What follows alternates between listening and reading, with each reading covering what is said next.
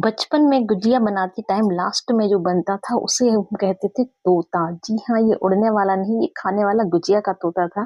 तो जो स्टफिंग रहती थी उससे हम कुछ इस तरह मेरी मम्मी बनाती थी और मुझे ये बहुत पसंद था इसकी शेप के कारण। तो जैसे आप गुजिया के लिए बनाते हैं ना, पूरी बेलते हैं, बस सारा वही मैदा वही स्टफिंग, उसमें कुछ नया नहीं है। आप उसकी ऐसी पूरी बेल लीजिए और फिर हम उसे चाकू से इस तरह से स्क्वायर शेप में कट करेंगे। ये एक तरीके का परंपरागत चीज होती थी जो अकेला मेरे यहाँ पे नहीं बल्कि सबके यहाँ ही बनता था। और इसे बच्चों के लिए कहा जाता था ये तोता है।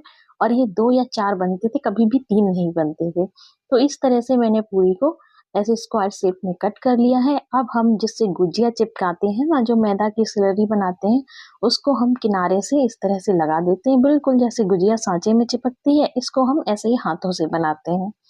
तो ये मैंने स्लरी यहाँ पे लगा दी है और उसके बाद हम इसमें ऐड करेंगे जो भरावन होती है, जो स्टफिंग होती है, चाहे आप खोए के बनाएं या चाहे आप सूजी के बनाएं। तो मैंने सूजी की गुजिया बनाई थी जिसकी रेसिपी आपको मेरी वीडियो में मिल जाएगी। और उसी स्टफिंग को मैंने इसमें भर दिया है और किनारे से हम इसको मोड़ लेंगे। ये ध्यान रखें, अगर किनारे कहीं भी ना चिपके हो तो आप उन्हें दोबारा से चिपका लें। तो इस तरह मैंने किनारों को चिपका लिया है। अब हम इसमें डिजाइन बनाएंगे और डिजाइन हमें यहाँ पे सांचे से नहीं बल्कि हाथों से बनानी है, इस तरह से मोड़ते हुए, जैसे मैं बना रही हूँ। ये मोड़ते हुए बच्चों को बड़ा पसंद आता है और मुझे भी बहुत पसंद आता था। मैं पहले इससे खेलती थी और फिर इसको खा जाती थी। तो मैंने इस तरह से ये तिकोना टाइप का बनेगा, जैसे पैरट उड़ता है तो उसके पंख फैल जाते हैं ना, उस तरह की जो शेप आती है वो इसलिए ऐसी ही आएगी। तो मैंने किनारे से इस तरीके से मोड़ मोड़ के इसको सील भी कर दिया है और ये डिजाइन भी बना दी है। और ये इसकी हो गई मुंडी।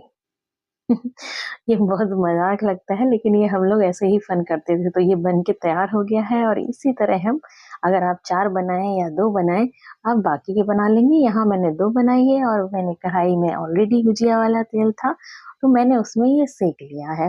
ये सिक भी बहुत जल्दी जाता है, बिल्कुल एक तरीके से आप मान लीजिए गुजिया ही है, डिफरेंट शेप में, बस इसका नाम थोड़ा सा अलग कर लिया है। तो हम उलट पलट के सेक लेंगे और ये भी होली पर ही बनता है। स्पेशली जो होली में पूजने के लिए जाते हैं ना, उसमें ये रखा जाता है। नहीं तो ज्यादातर ये बच्चों को ही फेवरेट होता है तो उनको ही दिया जाता है। तो अब ये हमारे सीख चुके हैं।